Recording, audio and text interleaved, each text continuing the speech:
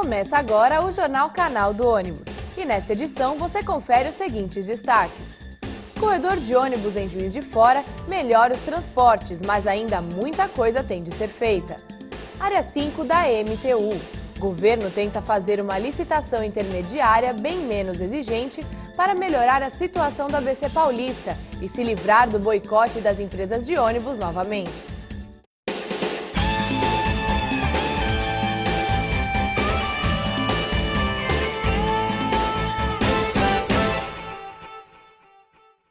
Juiz de Fora moderniza sistema de corredor de ônibus. Pontos de ultrapassagem são destaques. As reformas são feitas em cada lote da extensão do corredor na Avenida Barão do Rio Branco, no centro da cidade.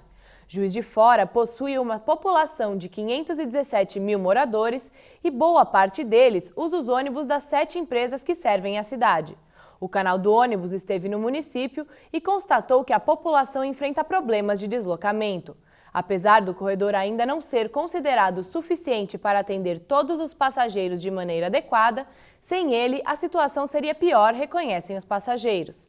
Além de oferecer um espaço exclusivo para os veículos de transporte coletivo, o destaque do corredor da Rio Branco, em Juiz de Fora, é a série de pontos de ultrapassagem.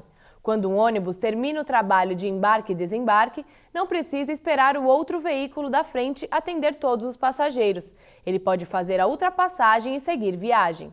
A crítica por parte dos passageiros é que não há uma divisão de linhas entre os pontos. Assim, em baias grandes, o passageiro que está numa extremidade do ponto pode não conseguir chegar a tempo ao ônibus se ele estiver estacionado na outra extremidade.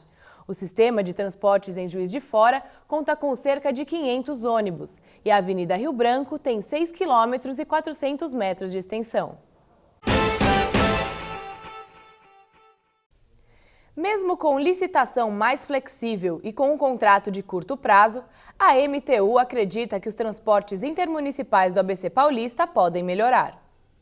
As empresas de ônibus que prestam serviços intermunicipais no ABC Paulista boicotaram a licitação do sistema pela MTU, empresa metropolitana de transportes urbanos, 4 vezes, em junho de 2006, janeiro de 2007, janeiro de 2009 e janeiro de 2011. Todas as outras áreas da Grande São Paulo, no ano de 2006, foram licitadas e, como resultado, houve melhorias na frota, reorganização das linhas e formação de consórcios operacionais com gestões mais modernas. Mas os empresários do ABC alegavam que a região tinha características diferentes. Os custos operacionais seriam maiores e ainda não havia definição dos impactos de obras esperadas, como o monotrilho da região e o Expresso ABC, uma linha de trens rápida, paralela à atual, porém com menos paradas. Enquanto as tentativas de licitação não deram certo, quem sofre com tudo isso é a população.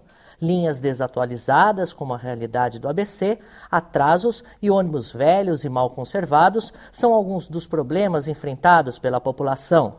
A idade média da frota é uma das maiores do estado de São Paulo, 9 anos e meio. Ônibus desgastados que servem um total de 7.780.000 passageiros nos 7 municípios do ABC.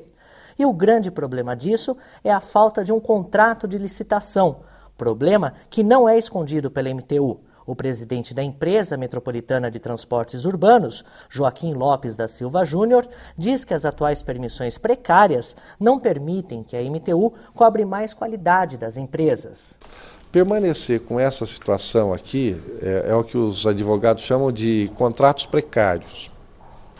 Os contratos precários, eles têm, do ponto de vista gerencial, problemas seríssimos para a gente administrar no dia a dia.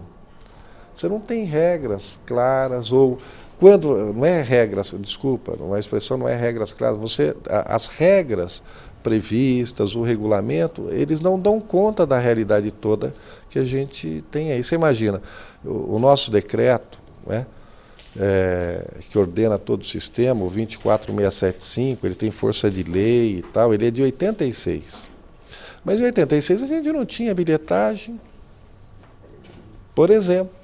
Né? Hoje é quase que impossível você pensar num veículo rodando que não tem o cartão. Hoje aqui no ABC todo mundo já tem. Para tentar minimizar os crônicos problemas da Área 5, que corresponde aos 7 municípios do ABC Paulista, a MTU vai tentar fazer outra licitação na região. Mas para evitar os fracassos anteriores, a gerenciadora intermunicipal vai fazer um certame diferente, muito menos exigente. As empresas não vão precisar pagar outorga, ou seja, um valor para o poder público para terem direito de operação. Eles devem ter um retorno de R$1 bilhão pela prestação de serviços. Todo o sistema de monitoramento por GPS será cedido às empresas pelo governo do estado e as viações não vão se responsabilizar pela manutenção de abrigos e pontos de parada. O contrato é de permissão por tempo determinado e vale até 2016, quando todas as outras áreas, inclusive o ABC, serão licitadas novamente. As exigências para as empresas não serão muitas. Não será pedida uma idade média de frota, apenas as máximas. Para os ônibus convencionais, será de 10 anos e para os articulados, de 12 anos. A concessão será por área e não por lotes. O presidente da MTU, Joaquim Lopes, disse que se eventualmente houver esvaziamento desta licitação, ele não descarta a possibilidade de contratar empresas de maneira emergencial. O que eu posso fazer se ninguém se interessar pelo modelo? Nós vamos ter que rever o edital e republicar de novo. Já foi feito isso, né? Eu sou obrigado a publicar o edital, refazer os estudos e tal. Agora eu não posso, né? E aí inclusive há quem diga o seguinte: olha, se for para tratar de maneira precária, eu posso convocar aí talvez outras empresas para operarem isso.